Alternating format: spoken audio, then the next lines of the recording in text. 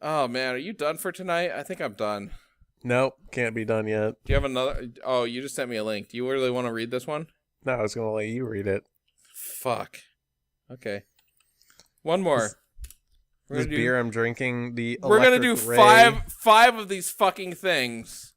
The Electric Ray India Pale Lager. Oh, God, look how long it is.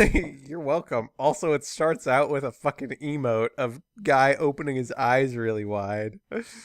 You're welcome. Oh, I thought he was trying to be like science fiction-y and doing chapter 0.0. Maybe it is. Oh, fuck. Okay, so here's a story Rand sent me. I'm not guaranteeing anything because it's fucking long.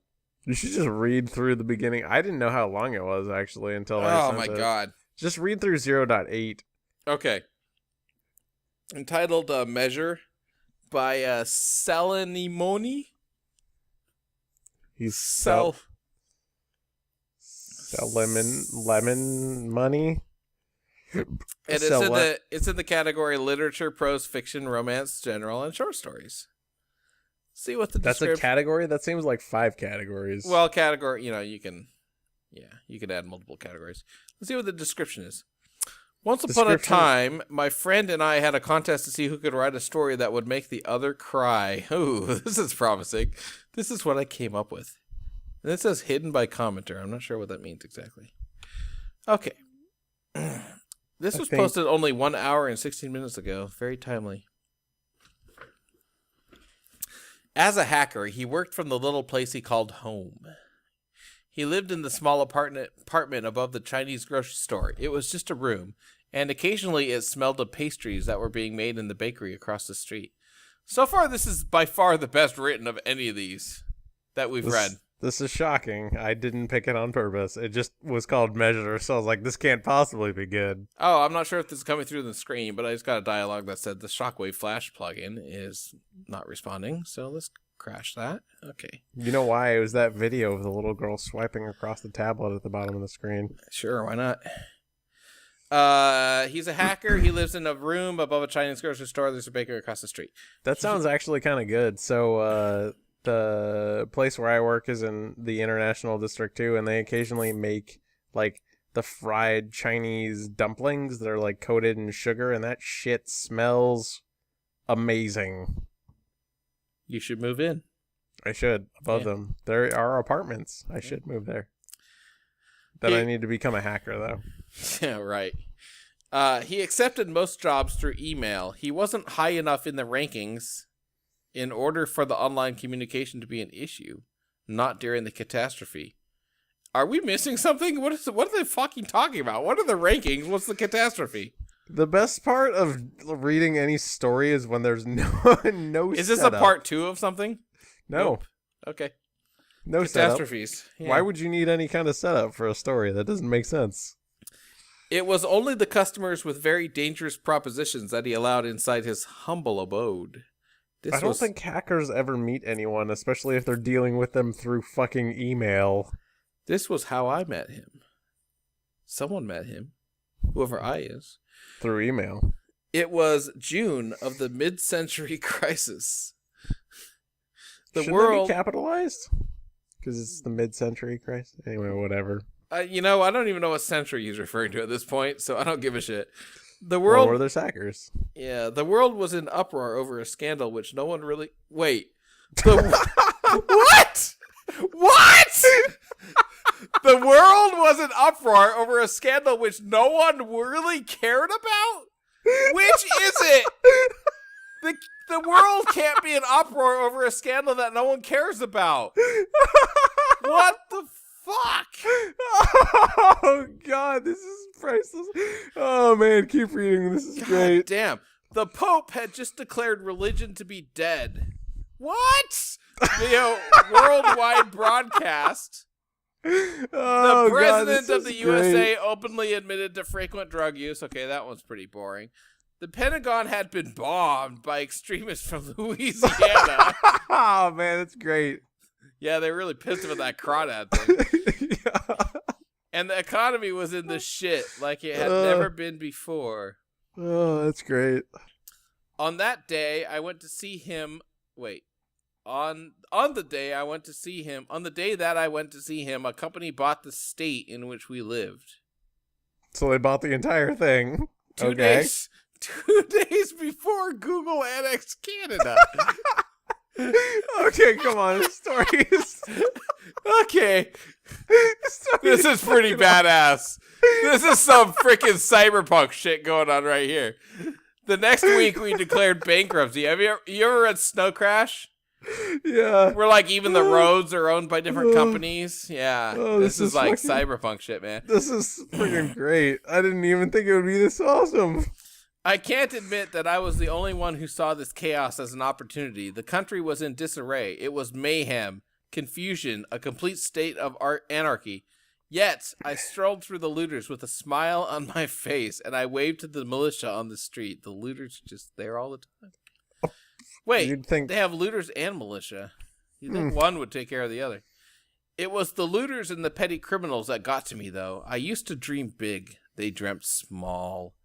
They were the only type of people I hated. I hated them with all my heart. And yet he smiled and waved at them as he's walking by on the street. No, the looters he strolled through. Oh, that's true. He only waved. Oh, he smiled at the looters and he waved to the militia. That's how it works. Oh, okay, I see. Yeah. As a petty criminal, I couldn't allow myself to use this chaos as an opportunity to make some money. It would be... Wait. Didn't he just say that he was going to do that?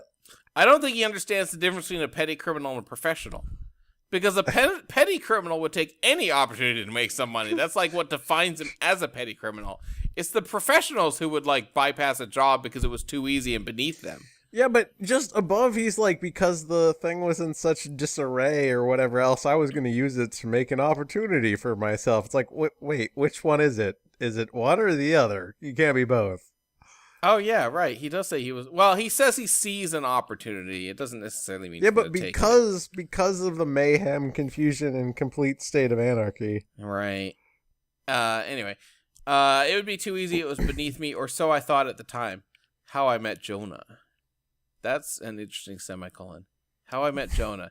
It was around the time that the banks closed, that the prisons shut down permanently, that the people ran through the streets with masks and loaded guns.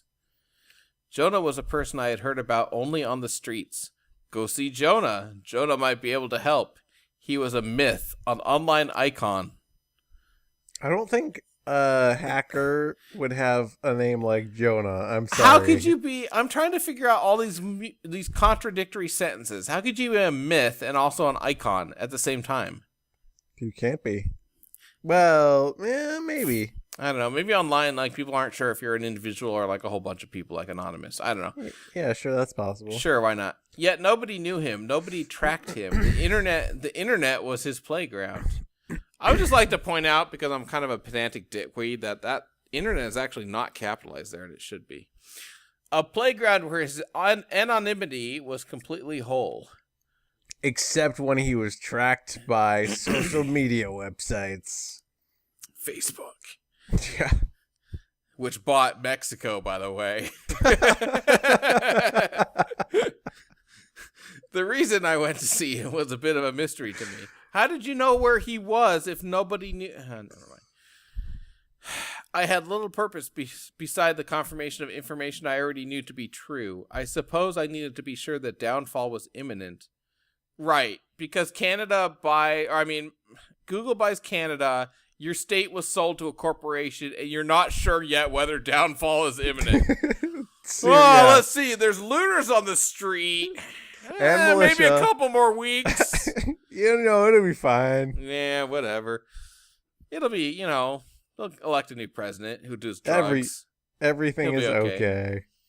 It smells like rotting flesh and pastries, apparently. Oh, yeah. Hey, that Chinese bakery is still going or whatever, Who cares? That's all you need. You need a bakery. You're good. Mm-hmm. I suppose I needed somebody to agree with me. I needed an accomplice. I walked through the near-deserted streets to his supposed residence with a meaningful stride. The first thing I noticed was the lingering scent of pastries from an era long gone. What? Oh, God, you're right about the rotting flesh. I thought you were making that up. They smelled like rotting flesh after the scent had died down. I guess we are all pastries. Deep down, I'm an apple fritter. Oh, God. The writing in this is so great. You know what that reminds me of? No. That cartoon Shrek where he says he's like an onion, but the problem is that in that cartoon it was a joke, and here I'm pretty sure it's not. I think you're right. Oh, God. Oh, this is fucking phenomenal. You know what the best part is? He wrote this story to make his friend cry. If his friend didn't laugh shit, about yeah. it. We haven't even gotten to the crying part. Oh, God, this is funny. I still want to know how anyone found this guy who was 100% anonymous all the time. Jonah's apartment had an entrance in an alley. I could tell it hadn't been used long. The garbage cans were filled with trash and ripping bags that hadn't been removed since long before the disposal strikes. It hadn't been used long. Not it hadn't been used in a long time. So I can't. It was brand new. He just had made that entrance. But you knew where the. Oh wait, yeah. What the hell? Anyway, the scent of smoke and alcohol was just a trace. This was Jonah's alley. How do you know that? He's anonymous. That's the point of being anonymous, is you don't know these things. Also, it doesn't smell like rotting flesh anymore because we're all pastries. No, the smoke and alcohol just took over that smell. It was just... but we're all pastries inside. Everything smells like pastries. Everything's coming up pastry. It was just my luck that there happened to be two figures at the end. They carried baseball bats and had kitchen knives held to their pants with duct tape. It's not very efficient. Their hoods had skulls, and their pale, spotty faces held just a little trace of fear. They were just kids, not legal age. If the times were normal, they would be sitting in front of computer screens playing MMORPGs or asking girls out to the movies. Nope, you can't do one of those, or you can only do one at a time. Exclusive, you're right. Yeah. If these were normal times, I might even have been one of them. I paid no attention to them as I climbed up the metal stairs to the apartment. Their eyes followed my every move. I shuddered a little under their scrutinizing gazes. When I reached the top of the stairs and stood in front of the door, I looked down and gave them a little salute, a symbol of comradeship. The taller of the two gave me a small grin. They went back to their smoke, sharing a cigarette. I felt glad to have made contact with people close to my age. Okay. Jonah didn't answer the door on the first knock. Neither did he answer after the third, nor the 17th, nor the 425th, nor the 8,000. Sorry. The two began to look at me strangely. I pounded on the door. Wonder why they're looking at us strangely. Open up, Jonah! Oh, man. I was about to leave when the door. I was about to leave when it did the most cliched thing possible. The door swung open silently, opening without any sort of noise. That's kind of what silently means. That's not really cliche. That's not cliche for doors to open. That's pretty much the only thing they do. Yeah. The room it opened to was deserted. That is kind of a cliche in like a lot of horror movies. You know what I mean? When the door opens and it turns out it was unlocked the whole time. And this isn't a horror movie though. And he tried knocking it like 17 times. It makes someone cried. Maybe they cried out of fear. Yeah, you're right. Like, you'd think it would have opened before knock number 17. Unless this guy's knocks are like dainty little like tap tap tap. I don't even know, like the character we are, like when it says I don't even know if that's male or female at this point, honestly. They don't specify. Yeah. Feeling some apprehension, I waked inside. The first thing I did was look around. Of course he was there. Wait. The room it opened to was deserted in one sentence, and then 2 sentences later it says, of course he was there. Yep. He sat behind the door with a smirk on his face. When I saw him, he chuckled. The door closed, he had pushed it. Doors don't close magically by themselves normally. So I guess the point here is it opened because he was hiding behind it. Whatever. Who gives a shit? There's no fucking sense. You have any weapons on you? Was his first question. He looked at me up and down. Good. That's the only reason I let you in. I might not need weapons to achieve my goals. I responded evenly. Sure, that's used Evenly. It's very like. Is that like monotone? Like I might not need weapons to achieve my goals. It's usually used as a synonym for calmly. I guess. Okay, sure. Aha! You see, this I expected. Another reason why I let you in. I know all about you. During the time you were knocking, it was 28 times I ran a search. He grinned. I just stared. He wasn't at all like I expected. He wasn't obese or ugly. In fact, he could have used a good meal. The only thing that set him apart from any other person was the pair of thick green glasses he had on his face. It surprised me to see them. Why?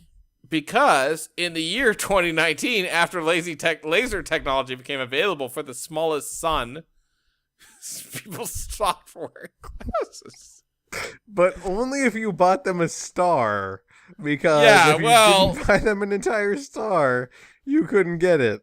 I'll grant you that it's pretty easy to typo sun in some, but still, even the most casual proofreading, I think would have caught that. I rather doubt you know anything about me. In fact, you probably know about me as you probably know as much about me as I know about you, like where you live. Yeah, seriously. Wait, what? You know everything about him. In the end, we are both people who prefer anonymity, except for giving out our addresses. I told him, my voice sounding oddly strained. I'm not going to do an oddly strained voice. I know a lot more about you. I don't know what oddly strained sounds like, to be quite honest. Like if you have... my voice is probably sounding a little strained because I've been talking tonight and drinking, but it's like when you have you've been singing in a choir for a long time, Does not, no. Strain your voice a little? No, I think it's like tightness because nervousness, but it's not the same though. Yeah, well, anyway, these guys basically spent about 8 paragraphs just like, I know more about you than you know about me. Nuh-uh. I know more about you than you know about me. I know more about you. Anyway. Yeah. Because, given that, here's the next paragraph. I know a lot more about you than you can imagine, but alas, that's something people say aloud. Time runs short. I have models that need completion, he said. His cold voice was a soft whisper. I exclaimed, wait, I still need to ask you, I began, but he cut me off. I know, but these models might concern you as well, Lori Smith, and that's why you're staying with me. Oh, a kidnapping, great. He said brightly. So you're a woman. Now you know. Oh, yeah, hey, I know who I am. I'm Lori Smith. There you go. He said brightly and started towards the door of what I assumed to be his base. Well, you knew the app. You're already in it. Yeah. He reached it, his door hovered above the doorknob, and he turned. A deal will be arranged, but I need your complete cooperation, and I also request the acquisition of your particular skill set. You see, with your reputation, the looters and thieves wouldn't bother us. You can have the couch, don't worry. Then he grinned and stepped through into a sea of lights. Okay, you know what? I can't read any more of this shit. And I'm not just saying that because I really have to pee. But I do really have to pee. Are these even chapters? Look, no. It goes to 0.8 and then 0.6. And then the next one is 1.6 and then 1.88 and then 4.5 and then 4.7 and then 8.9. And then, is there a pattern to these? The author must think so, but he's probably a freaking crackhead. And notice how they're all tabbed in differently. Oh, and look at the last one. Oh shit! I'm gonna read 30. How it... Look at 30.0. No, I'm gonna read how it ends. 20 years. Are you gonna make me cry? You'll cry. Oh man. You ready? I am so ready. 20 years after the Crisis War, 2 skeletons were found of a couple who died in the basement of a grocery store. Their arms were entwined.